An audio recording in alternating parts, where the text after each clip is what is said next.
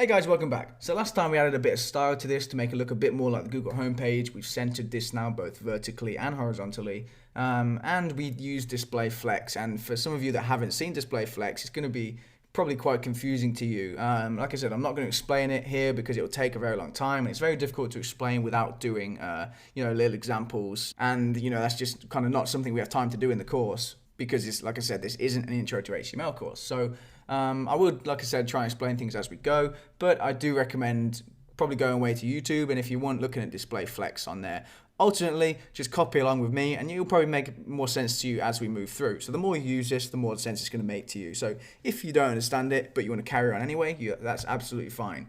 Let's take a break from this flex stuff now. What we're going to do is style the text boxes and the search button. So let's do that. It's a bit more visual for us. So in the style.css page, remember I said you can style it using this in developer tools. So right click, click inspect, and you can style it here if you want to. Or if you don't want to do that, you can do exactly the same thing, but by just adding the code to style.css. It really doesn't matter. And you'll see if I add any code here, it will apply here. So what I'm going to do is add this dot main section right here, space, search container. Like that. So this is saying apply the code to the search container div, which is underneath the main section div. And I've noticed I've used an uppercase O right there. Make sure you use a lowercase o because this is case sensitive. So going back to index.php, you'll see we're targeting this search container div, which is underneath main section. So search container underneath main section. And if I save that and refresh the page, you're going to see it in the side here. So at the moment, you don't see it here. So if I go to search container before I've refreshed the page, you'll see that we don't have it here. But if I refresh the page now and then go to search container, we have this empty main section search container style because we added it in our CSS file. So inside there, you can add this code. And there's only two things we want to do. We just want to say margin top is going to be 20 pixels. So you can see if I hover over search container element now, you'll see it's got this orange part and that's the margin. So we've said add a little bit of spacing above the text box. If I get rid of that, you'll see the difference. There's no margin there now, but if I add it again, you'll see there's some spacing, okay? So that's good. And the last thing in here is just to say width is going to be 100%. So it looks bad for now, don't worry about that, but what we've done is say this part to take up all the width of the container, which in this case is the whole width of the page. So that's good. Remember I said you need to copy this though, so copy those two and paste it in there. So I've pasted those two changes into this file and I'm saving the CSS file, and then I'm going to refresh the page just to make sure it's still there. Remember I said you can even go to the style.css link and just copy the whole thing every time and paste it in there instead. It doesn't matter.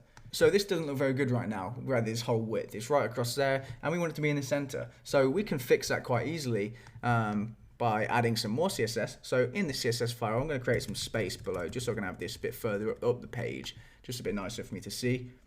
And then what we're going to do is copy this whole thing up here, this main section search container part, paste it there. But after that, we're going to say form. So this is saying target the form, which is underneath search container, which is underneath main section. So it's targeting the form tag underneath search container right here. So this one right here. And then I know I said we're done with flex, but we are going to use flex just one more time in here for now. So just what we're going to do is real simple, just copy from main section. It's going to be exactly the same as this. So in the main section, copy those 3 lines and just paste it in there. And if I save that and refresh the page, this should be in the center now. So refresh the page and it's gone back in the center. Great. Okay, let's style the search button now.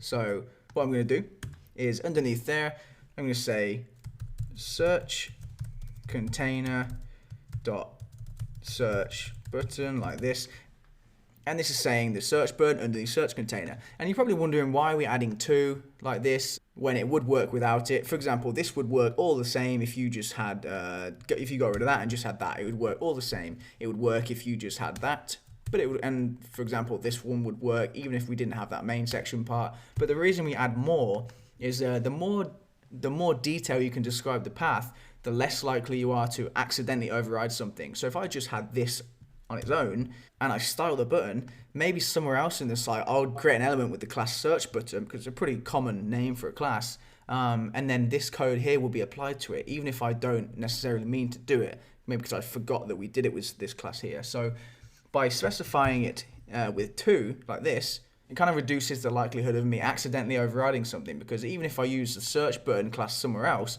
there's a smaller chance that I've created this same class inside another div with the exact same class again. So it just makes it a little bit less likely for us to override something accidentally. So underneath there, we're going to style this button now. And instead of doing it here, we're going to go and do it in the browser so we can see our changes as we type. So I've saved this and I've refreshed this page again, and then go and find the button, which is right here, search button.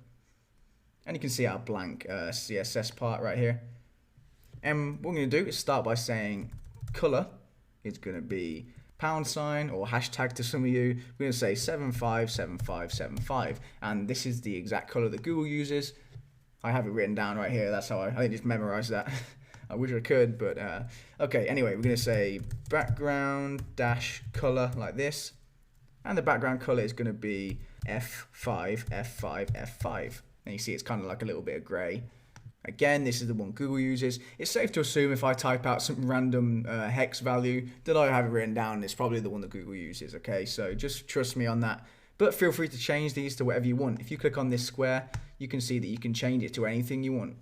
But I'm going to use the colors that Google uses. We want to get rid of this border around the button right now. So we're going to say border is going to be none. So you can see that whole border went away. We're going to say height is going to be 36 pixels. Again, this is the Google height. That's where I'm getting these values from. And then the width is going to be 125 pixels. Okay, so the button's a lot larger now. And then I'm also going to say border radius. And this is going to be 1px. And what border radius does is it makes the corners rounded. So if I take this value up, I click on that, and if I increase this value from 1px, you'll see that the borders get rounded the higher the value is. But we're just going to say 1px for a very, very slight roundedness. Okay, so it's difficult to see, but it's there, it's subtle.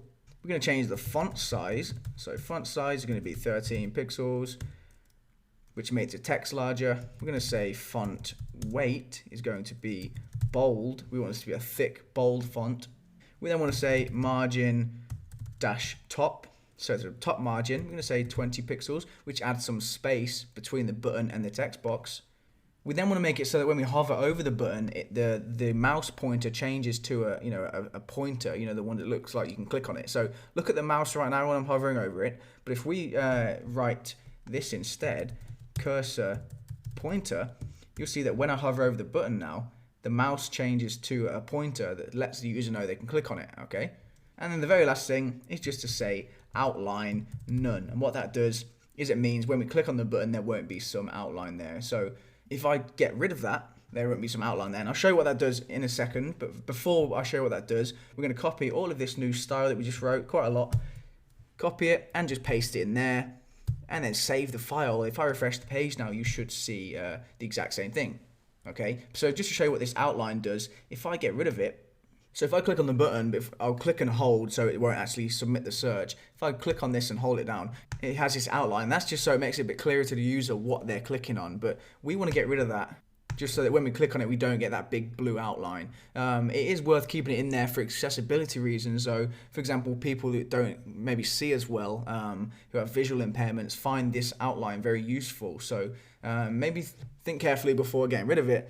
But for the sake of this course, I'm not going to have it on there, just so that it looks a bit nicer for us as we're putting the site together. Okay, so that's it. We've styled the submit button. Next thing to do is style this text box.